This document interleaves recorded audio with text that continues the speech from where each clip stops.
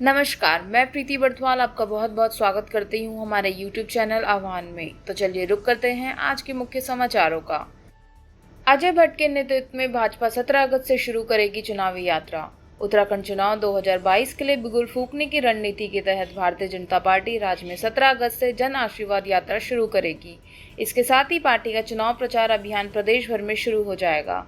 यात्रा का शुभारंभ अजय भट्ट करेंगे, जो उत्तराखंड के नैनीताल संसदीय क्षेत्र के सांसद भी हैं। हरीश रावत बोले, कठिन समय में पार्टी का साथ निभाने वालों को मिलेगा टिकट। कांग्रेस के वरिष्ठ नेता हरीश रावत ने कहा कि विधानसभा चुनाव 2022 में जिन प्रत्याशियों को चुनाव टिकट मिलेगा, यह उनकी वफादारी और जीतने की संभावना पर तय किया जाएगा। चुनावों के लिए रणनीति बनाने के लिए कांग्रेस के चिंतन शिविर के दौरान बुधवार को रावत ने यह बात कही। उत्तराखंड के शहरी विकास विभाग में हुए बम्पर तबादले। पीएम धामी के कुर्सी संभालने के बाद से ही शासन में लगातार अधिकारियों के तबादले हुए हैं। सचिव शहरी विकास विनोद कुमार सुमन ने कई अधिकारियों के तबादले किए और अधिकारियों को नवीन तैनाती पर तत्काल प्रभाव से ज्वाइन करने के निर्देश दिए। नगर निगम के खाते से 23 लाख रुपए हुए गायब। नगर निगम कोटद्वार के खाते से 23 लाख रुपए गायब होने का मामला सामने आने के बाद हड़कंप मचा हुआ है।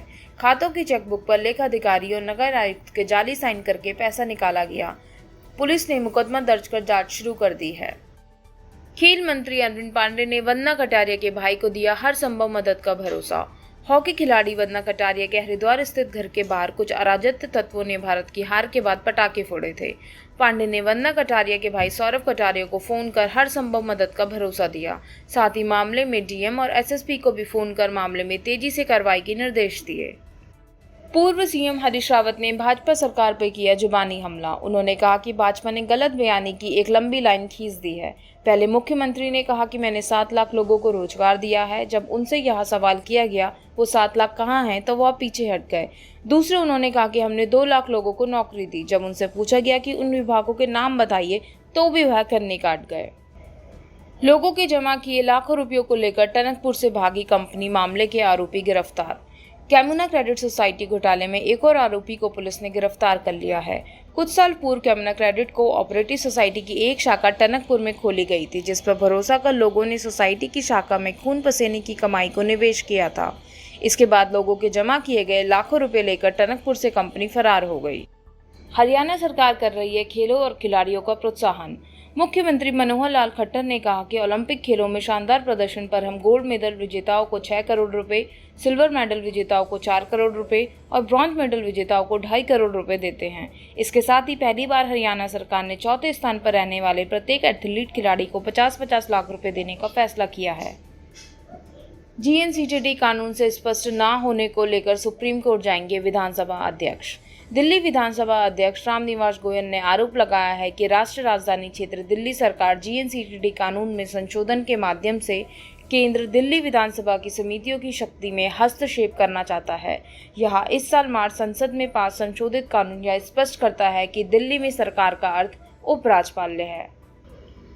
हर की पौड़ी पर हुड़दंगियों को पुलिस ने किया गिरफ्तार। हर की पौड़ी पर हुड़दंग करने वाले यूपी और हरियाणा के 9 पर्यटकों को पुलिस ने गिरफ्तार कर लिया है।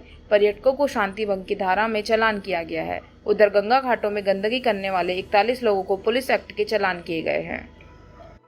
फ्लिपकार्ट को भेजा गया 100 अरब रुपए के जुर्माने का नोटिस। भारत में इंटरनेट पर सामान बेचने वाली कंपनी फ्लिपकार्ट को 100 अरब रुपए के जुर्माने का नोटिस भेजा गया है। यह मामला विदेश निवेश संबंधित कानूनों का उल्लंघन का है। फ्लिपकार्ट और संबद्ध पक्ष WSS रिटेल ने विदेशी निवेश हासिल किया और फिर अपनी वेबसाइट पर उत्पाद बेचे, जिसका भारतीय कानून इजाजत नहीं देता।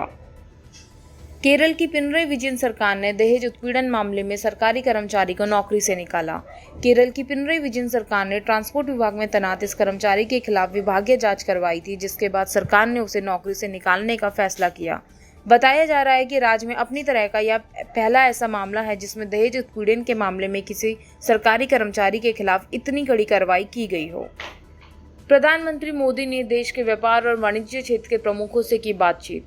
पीएम ने कहा कि हमारी अर्थव्यवस्था की साइज, पोटेंशियल और हमारी मैन्युफैक्चरिंग और सर्विसेज इंडस्ट्री के बेस को देखते हुए इसमें बहुत वृद्धि की संभावना है। यह कार्यक्रम पीएम द्वारा local goes global, make in India for the world के लिए एक स्पष्ट आह्वान को चिन्हित करेगा। इसी के साथ आज के मुख्य समाचार समाप्त हुए। दीजिए इजाजत। नमस्कार।